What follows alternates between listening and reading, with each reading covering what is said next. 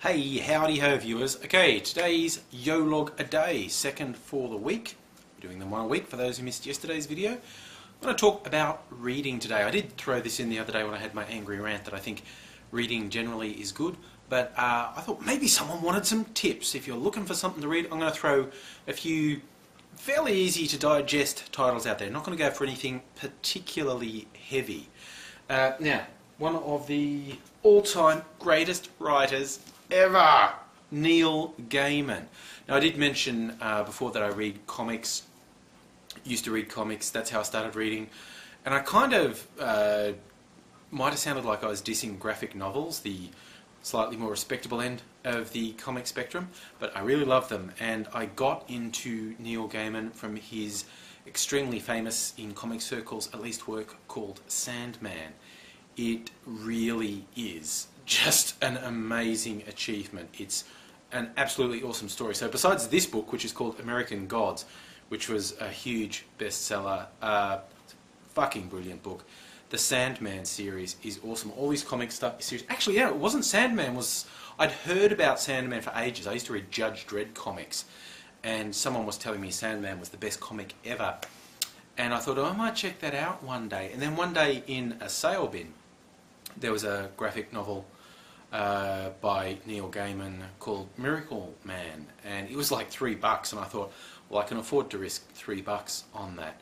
And Miracle Man was a reinvention of an old comic character from the UK. In fact, it was published in the UK originally under the name Marvel Man, but they ended up changing that because it sounded like it was a Marvel Comics comic, and it wasn't. And then Neil Gaiman did a story arc called The Golden Age. What this essentially was, there was a lot of comics in the 80s and 90s about, ooh, what if we put superheroes in a more real-world setting? How would people really react to superheroes and costume vigilantes? Which is basically the theme of Watchmen, movie of which is coming out very soon. Looks like it'll be worth watching, spectacle if nothing else. But yeah, the Watchmen comic, graphic novel, totally worth it. Miracle Man, he is a guy who, through some alien technology, gets superpowers so extreme he's basically a god. And the Neil Gaiman storyline, which is called the Golden Age, is set in a period where he's basically made Earth wonderful and beautiful and perfect. And it's what is life like when there is a superhero who's basically God, who's made everything all better for us. And it's just amazing storytelling. And I thought, okay, everyone's right, Neil Gaiman's brilliant. And I got into Sandman, which is fucking awesome. You've got to try that. Sandman. I've got all the graphic novels out in the shed. I'm just sitting on the lounge doing this. But if you don't want to read comic books, read American Gods or any of his other novels. They are awesome. American Gods is really good. Quick plot summary. It takes the idea that every god, religion, mysticism ever in all of history creates real entities. If someone believes something, it's true, it's given form. And a lot of the old gods are hanging around as literally shadows of their former selves, taking on human form, and a lot of them are wandering around America because, of course, the diaspora of the world ended up in the United States, so little shreds of religion and belief from all around the world sort of wove into the landscape. And this is a story about those gods. It is a really awesome read. Totally worth it. Okay, next bit of suggestion. My other all-time favourite author, William Gibson, became famous for the cyberpunk movement, the Neuromancer series. Less sci-fi these days, more speculating on very near future stuff. And Spook Country is really contemporary. It's of its time. It's exploring some of the stuff that came out of the Bush administration, and the spying and the whatnot and the subterfuge and double dealing and straight up dishonesty of some people. Very interesting read. Any William Gibson's a good read. If you get the early stuff, it's this real hard, brutal science fiction, and then there's another trilogy of sort of near future science fiction, not as hard and brutal, but really good science fiction, and his recent ones, which are of a much more contemporary setting. Great writer, brilliant writer, totally worth reading anything by William Gibson. What else did I pull out? Oh, This is slight wanker time. I picked up a few books recently in a sale. I think books are really expensive. Maybe that's just me. I'm just cheap. I often mention I'm cheap. I buy most of my books on sale. And I got a few recently. Dave Eggers, one of the people behind a website called McSweeney's, publishes a lot of books. His breakthrough book had the awesome title, A Heartbreaking Work of Staggering Genius. You gotta love someone who calls a book that.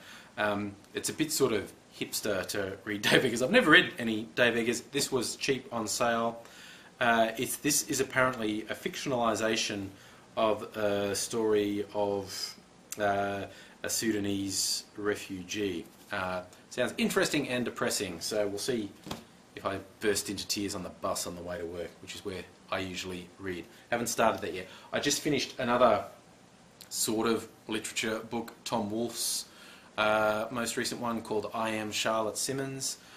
His most famous book's probably Bonfire of the Vanities, about Wall Street stuff in the 80s. He also wrote The Right Stuff, the thing about the space program. I Am Charlotte Simmons is a story of modern American academia, university life. I kind of thought it might be funny, an old man writing a story about what young people do, but it's actually a pretty good book. It's quite a long book. It's a pretty good read. It's very interesting. It's not as embarrassing as I thought it might be, you know, the old man trying to be what the young people do. And one more I'm going to throw out at you. Comics. I started talking about comics, but I'm going to finish with talking about comics. A very long-running comic, although it's had a few hiatuses. I wonder what the real plural of hiatus is. Anyway, it's called Doonesbury. It's a very left-wing, political-leaning comic. It's been running for absolutely ages, something like 40 years in the US. And his characters have aged, unlike some comics where people stay the same age forever, like The Simpsons, for instance. These characters started in college and they've progressed all through life, and they're all middle-aged now.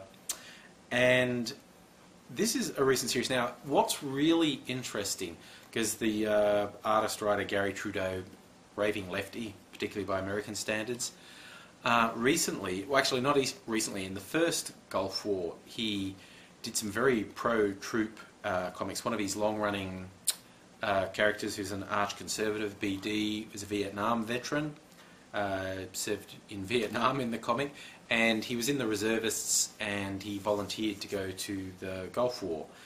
And Trudeau spent a lot of time having direct communication with the veterans and started to really understand where they were coming from.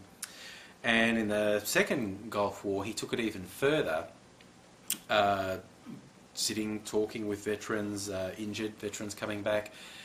And surprisingly enough, although the Bush administration hate him, the military really liked him because he was just really honest in his dealings with the soldiers.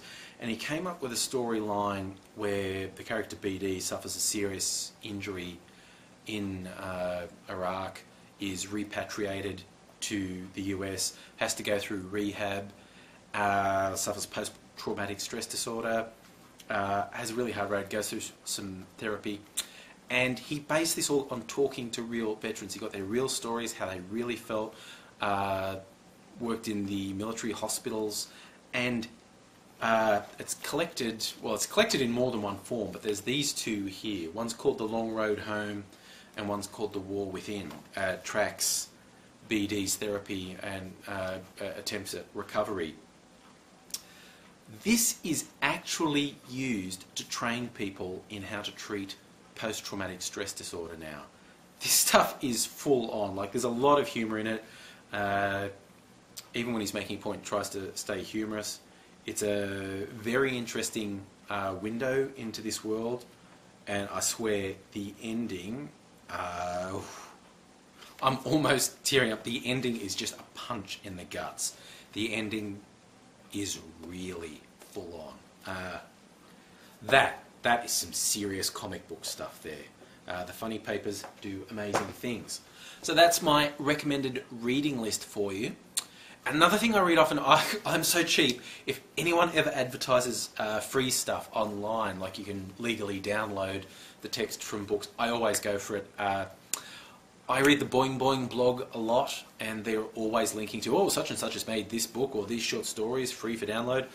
I read a lot of Cory Doctorow's work. He's one of the editors on Boing Boing. He writes science fiction.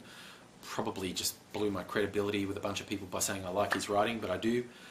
I'm going to throw in a couple of links to some free stuff online. If you're as cheap as me, it leans very science fiction-y. I'm going to put some science fiction stuff on, and some great zombie stuff too. So it's totally worth checking out if you're into free stuff. Little bit of different styles in there. So yeah, those are my reading recommendations, and I'll give you some links to some free stuff. And because, like I said, even reading trash is better than not reading, and hopefully if you enjoy reading trash, you'll eventually look for the challenge of something a bit more. That's it for today. I will catch you tomorrow.